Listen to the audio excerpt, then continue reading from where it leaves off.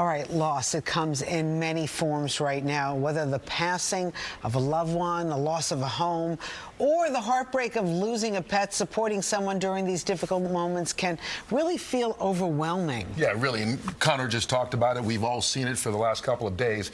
All over the country, everybody's just trying to deal with the devastation of the Los Angeles fires. Dr. Jennifer Hartstein is here to share how we can help and maybe some meaningful ways to kind of stay connected even when you're far away. Thank you for joining us this morning. Yeah, and let's start with some news. You were telling us that your brother lives in Southern California, right? Yes, he does. How's he doing? Thankfully, thank you for asking. He is okay. He's north of what's happening, but as the fires are moving into Ventura County, we're certainly paying attention to how he's doing.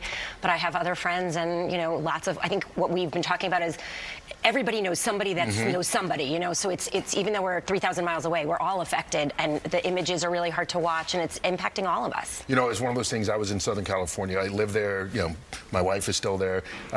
Work at Fox doing NFL Sunday this week. We had dozens of people who weren't there because they lost everything, or their parents dead, or somehow, as you said, you know somebody who's affected by it. But those of us that are sitting here who are, first of all, thankful that they aren't directly impacted. Yes. You want to help out somehow. Yes. What can you do? What can you say? Because it feels like, oh, I'm sorry, isn't enough. Yeah. Right. Well, I'm sorry very often is enough. I think the thing we have to remember is we don't want to at least everybody, right? At least you got out. At least you have your health. Because when I don't have anything else, that doesn't feel validating. So I think one of the most important things we need to do is listen and validate, right? Hey, I'm sorry. How are you? And just listen. We feel helpless because we can't do anything, but wow, that's got to be so hard. And oftentimes they don't even know what they need. So jump in, right? What can I do? Can I send you a meal? Can I send you toiletries? Can I send you underwear? I mean, basics that so many of these people don't have.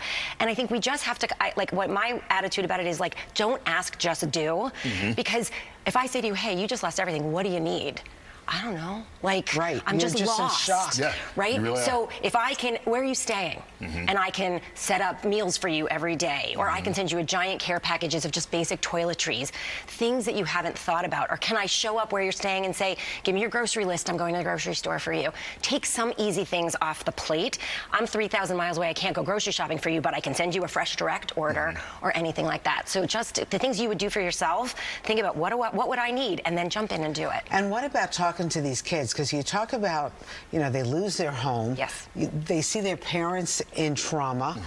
Then they lose school. their school. Yeah. Yes. And their friends. Their stability is really shaken. How do you talk to kids about, you know, dealing with this kind of loss? Well, and it's so important because when you as the adult are struggling, it's very hard to do that. So you want to try and create some routine. So hard the way things are right now. But that stability helps kids feel safe, and be that safe space. Be the place that they can come to.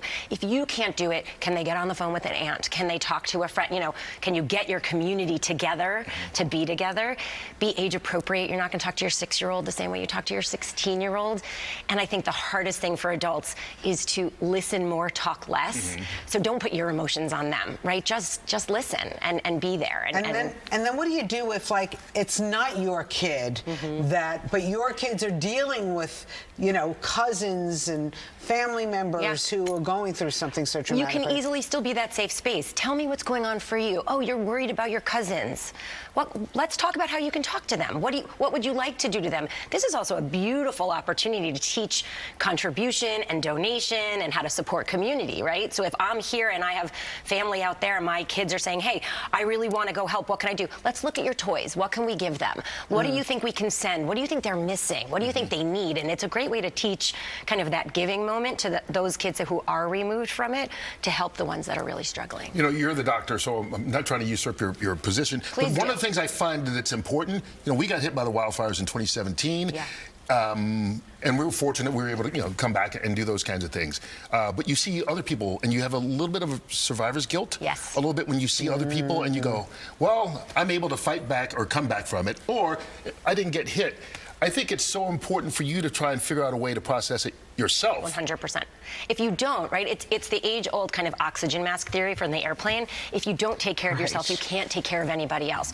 So you have to, you know, it's part of the grieving process to have some survivor's guilt. Why did my house is still standing and your house is not? Or how was I able to rebuild and you're not? And so I think we have to be thinking about take care of myself? How do I feel okay? How do I kind of process this? Who do I talk to? Can I talk to clergy? Can I find a therapist? A lot of resources are out there now that are free and available to people during this time, and really take access to them. Dr. Jennifer Hartstein, thank you so much for coming on and giving us some ideas on. Yes. Because sometimes you just feel like what I'm saying is so trite. Yeah. I don't.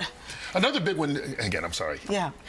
Keep in touch. Well, that's what I was about to say. It's not just with these fires. We have people, who lose a loved one, and everybody's there the first day or the first week. Right. You're right. And then a week later, they don't hear from anybody. Correct. And they but feel don't lost or expect forgotten. them always to get back to you. Just say, hey, I'm thinking of you today. You were on my mind. I just wanted you to know. Or I thought of X person who you lost, and that's important to remember, too. Yep. So true. Thank you, Dr. Hartstein. you. If people want to find you, where can they reach out? So Instagram is Dr. Jen Online, and Facebook is Dr. Jennifer Hartstein. Thank you. Great information. Thank you so much. We'll be back with more Good Day right after this.